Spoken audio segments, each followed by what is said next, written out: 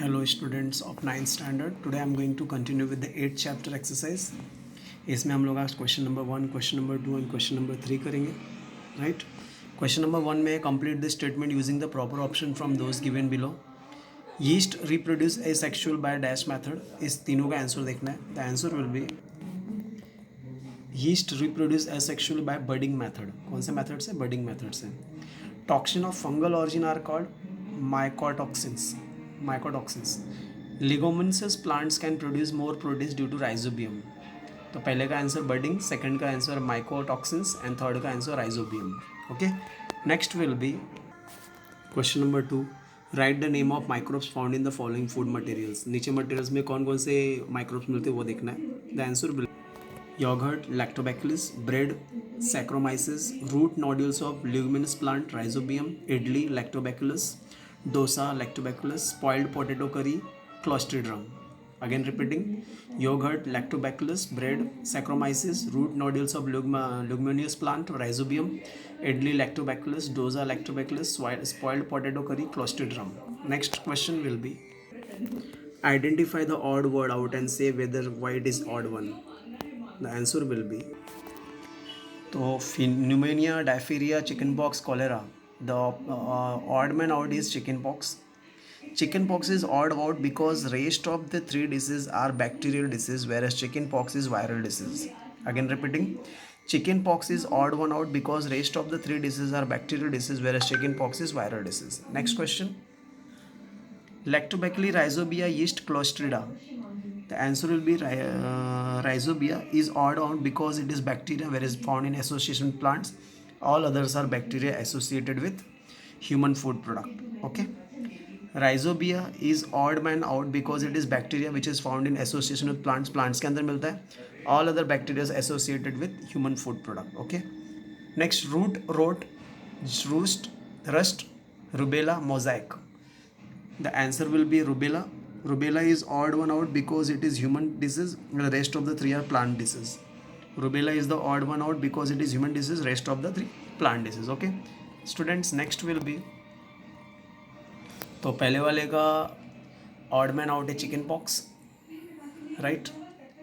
Because chicken pox is viral disease. Rest three is जो है bacterial disease है. Lactobacillus, Rhizobia, yeast और Clostridia में odd man out is Rhizobia. Rhizobia जो plants में मिलता है और बाकी सब ह्यूमन फूड प्रोडक्ट में मिलते हैं. Root, rot, rust, rubella, mosaic में rubella is the odd man out because rubella जो है ह्यूमन डिसीज है और बाकी सब प्लांट्स डिसीज है. Next question will be foam accumulates on the surface of dal kept for long time in summer. दाल को ज़्यादा टाइम देर तक खुला रखने पे, मतलब लंबे टाइम तक रखने पर दाल के ऊपर फॉर्म जम जाता है. Why? The answer will be when dal is soaked in water for long time in summer, denatured protein are released from dal which mixes with water and form foam. This process occurs quickly in summer because of the higher temperature. Again repeating, when dal is soaked in water for long time summer, अगर दाल को हम लोग लंबे time तक summer में भिगा के रखेंगे, denatured proteins are released from dal mixes with water. जो डीनेचर्ड प्रोटीन होता है वो दाल से रिलीज होता है और वाटर में मिक्स होता है और फॉर्म बनता है. This process occurs quickly in summer. ये प्रोसेस जब भी this process occurs quickly in summer because of the high temperature. Okay. तो आंसर विल बी पहला point when dal is soaked in water for long time in summer. First point. Second, denatured protein are release from dal which mixes with water and foam. Second point, this process occurs quickly in summer because of the higher temperature. Right. दाल को जब हम ज़्यादा time तक भिगा ये पानी में रखते हैं तो जो प्रोटीन्स होते हैं दाल के वो पानी में मिक्स हो जाते हैं, फॉर्म बनता है और ये जनरली समर में होता है. तो your answer will be when से लेके समर्स तक फर्स्ट पॉइंट, डीनेचर्ड से लेके फॉर्म तक सेकेंड पॉइंट, दिस प्रोसेस से लेके टेम्परेचर तक third point. Okay. Next question will be why are naphthalene balls kept with clothes to put away. Why are naphthalene balls kept with clothes to put away.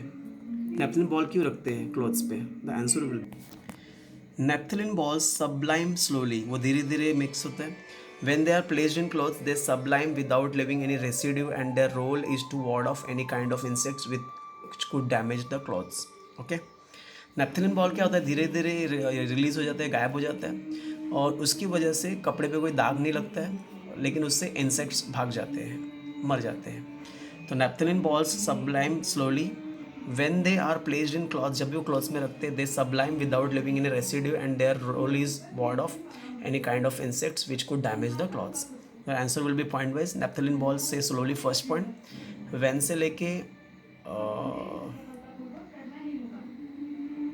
Residue तक second point, their role से लेके cloth तक third point. Again repeating, naphthalene से लेके slowly first point, van से लेके residue second point, there से लेके clothes third point. Okay, 3 point answer it is. Next will be, students, you have to write the answer of question number 1, question number 2, question number 3 and question number 4. Give scientific reason as a homework for today. If any doubt is there, please ask. Thank you. Have a great day.